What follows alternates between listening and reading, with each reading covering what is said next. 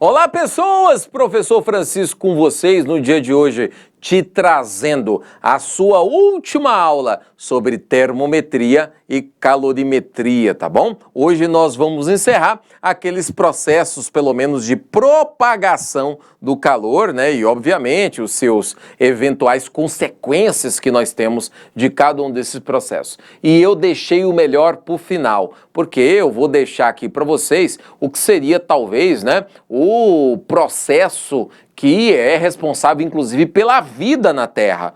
Não entendeu? Vou te mostrar nessa aula. Portanto, sem mais delongas, olha a sua tela. Maravilha! Quarta e última aula, então, sobre termometria e calorimetria para vocês. Recapitulando aqui com vocês. Bom, falamos do processo de condução térmica que acontece... que acontece aqui, nesse caso, em meios sólidos, não é? Acontece em meios sólidos. E pelo mecanismo, né, de choques moleculares.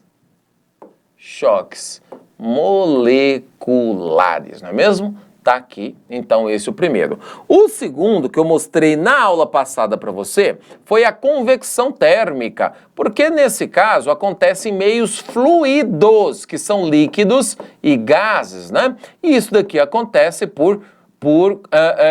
pelo mecanismo de propagação de convecção, ou seja, são as correntes de convecção, tá? Tá aqui para vocês, correntes de convecção térmica.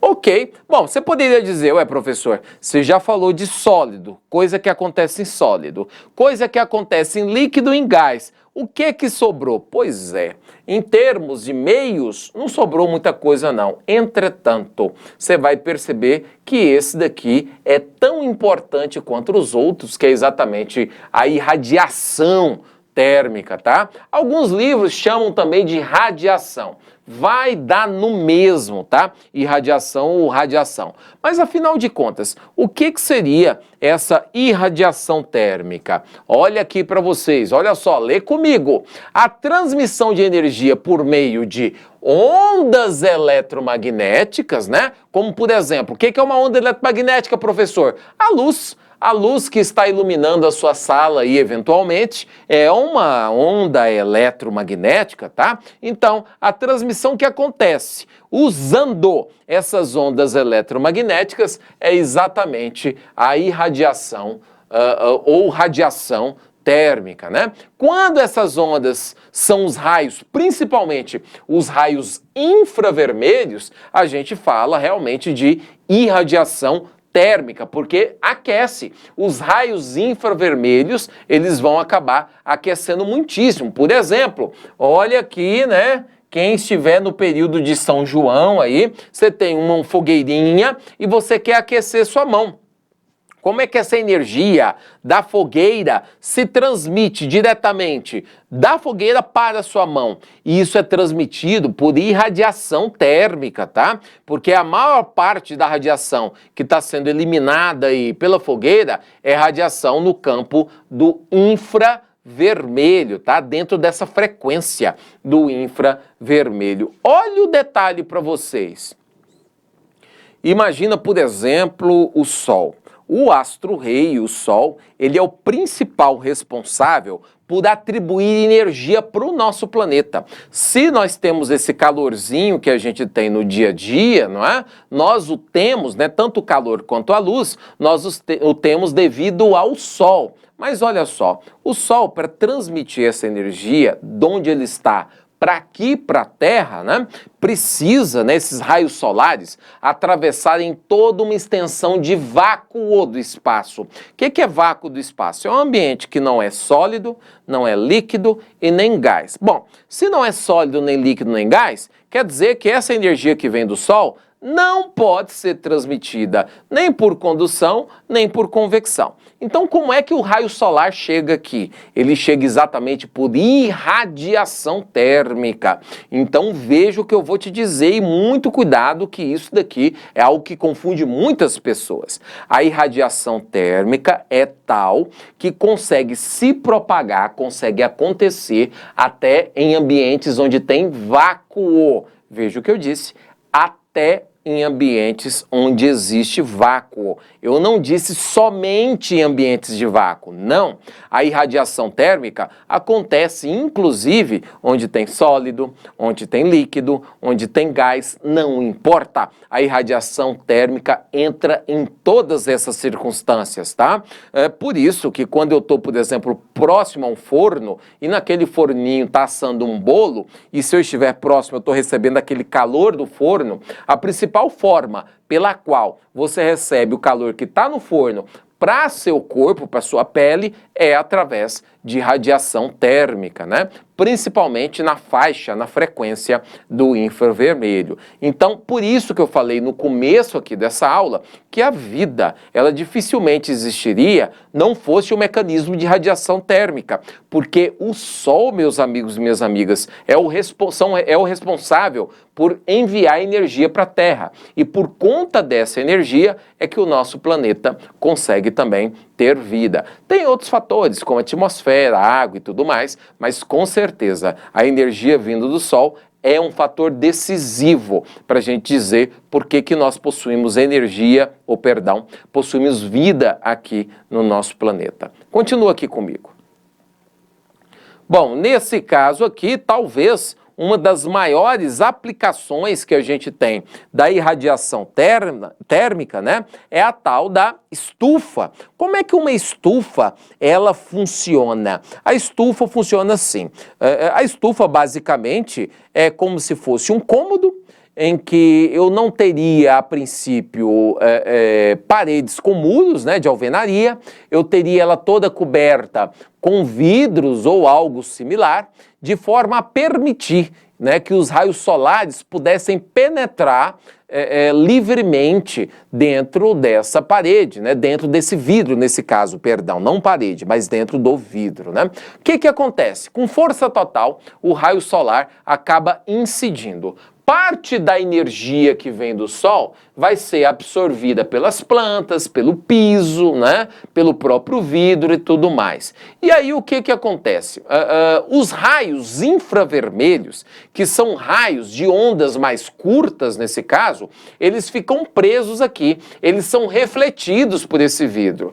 O resto dos raios, né, solares, os de ondas longas, eles escapam do vidro. Qual que vai ser a vantagem disso? É porque principalmente os raios infravermelhos é que trazem consigo o calor, né? É que tem aquela temperatura. O que vai acontecer é que aquele lugar vai se tornar uma espécie de estufa, ou seja, fica um abafo só, e isso para determinadas espécies de plantas é extremamente bacana, elas conseguem prosperar muito mais num ambiente que seja mais quente e mais úmido, não é? Então, o efeito estufa acontece por conta disso. Escapa as ondas longas da luz e as ondas curtas, principalmente os raios infravermelhos, eles ficam ali retidos naquele ambiente, tá? Volta para mim.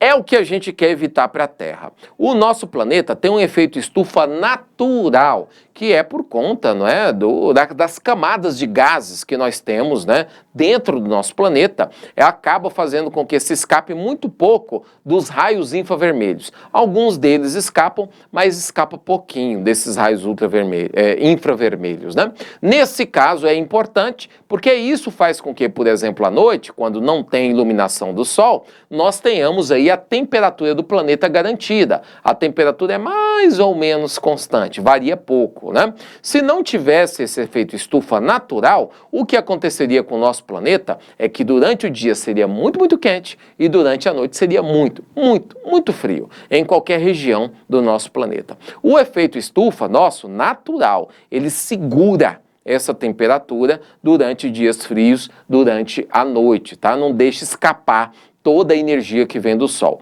O problema é quando a gente exagera o efeito estufa, quando a gente passa da conta, porque quando passa da conta, aí nenhuma energia do Sol sai, nem as ondas longas, nem as ondas curtas, e acaba aquecendo mais do que o natural, e mexe com o equilíbrio térmico do nosso planeta, tá bom?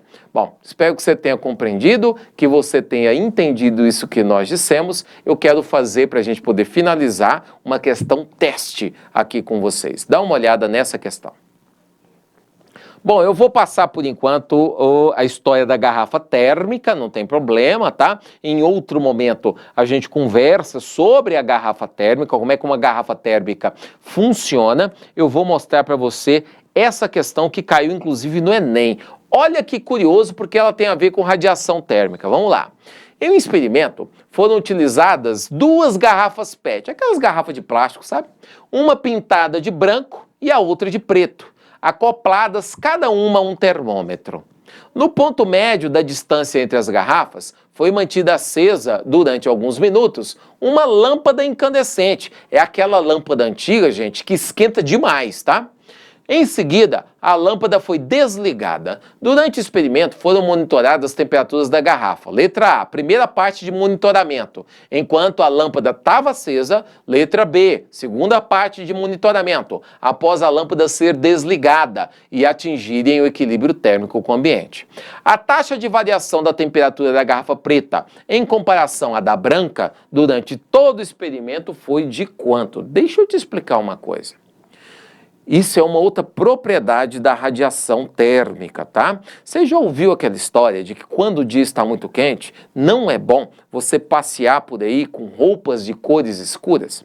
Sabe por que isso acontece? É porque a radiação eletromagnética, vinda da luz, vinda do Sol e por aí vai, ela é muito facilmente absorvida por pigmentos pretos. Então ela absorve mais facilmente aquela energia. Quer dizer que a sua roupa, o seu tecido, vai se esquentar muito se ele for preto. Em contrapartida, se for uma roupa clara, como essa que eu estou usando, a radiação térmica tende a se refletir mais, ela é menos absorvida e demora então para a sua roupa poder esquentar-se. Então vamos lá, primeira parte, você está recebendo luz do sol. Se você tiver de preto, né, assim como a garrafa que está aqui, rapidamente sua roupa vai se esquentar. Se você tiver de branco, a sua roupa vai demorar para esquentar, porque ela vai refletir as ondas eletromagnéticas, um mecanismo de radiação, certo? Só que tem um pega. Digamos que você estava no sol ali durante algum tempo e você saiu do sol, foi para uma região de sombra. Olha o que acontece com a cor preta e a cor branca. A cor preta, depois que você saiu do sol, libera para o ambiente bem rapidamente, libera muito rápido essa energia. Então, rapidamente, a sua camisa preta está fresca de novo. A cor branca, ela faz o contrário. Ela demora para pegar a energia. Mas, meu amigo, depois que ela pegou, ela demora para liberar de volta.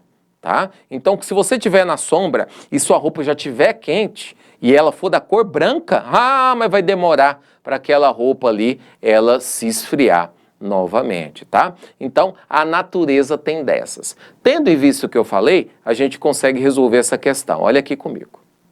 Então, veja, né? Então, né, a taxa de variação da temperatura da garrafa preta, comparando com a branca, é o seguinte, é igual no aquecimento, igual no resfriamento. Não, as duas se esquentam de forma diferente. Letra B, é maior no aquecimento e igual no resfriamento? Não, maior no aquecimento a preta vai ser, mas no resfriamento ela não vai ser igual à branca. Letra C, menor no aquecimento e igual ao resfriamento? Tá tudo errado. A preta não vai ser menor no aquecimento nem igual no resfriamento. Letra D, maior no aquecimento e menor no resfriamento. Também está errado, tá? Vai ser, então, a taxa de variação maior no aquecimento e também maior no resfriamento. A letra E aqui é o nosso gabarito, tá? Quer dizer, a garrafa preta se esquenta rapidamente, mas quando vai esfriar, ela também esfria-se rapidamente. É isso que quer dizer. Muito bem, terminamos então toda essa parte de calorimetria. Vai ser deixado para vocês continuar a trabalhar, eventualmente, se o professor quiser fazer isso através das questões que foram endereçadas a você, tá? Eu vou ficando por aqui, como sempre, te agradecendo demais a sua paciência para comigo. E te lembrando, quando a gente for falar de física pelo nosso estado de Goiás, tamo junto. Um abraço, até logo, tchau, tchau.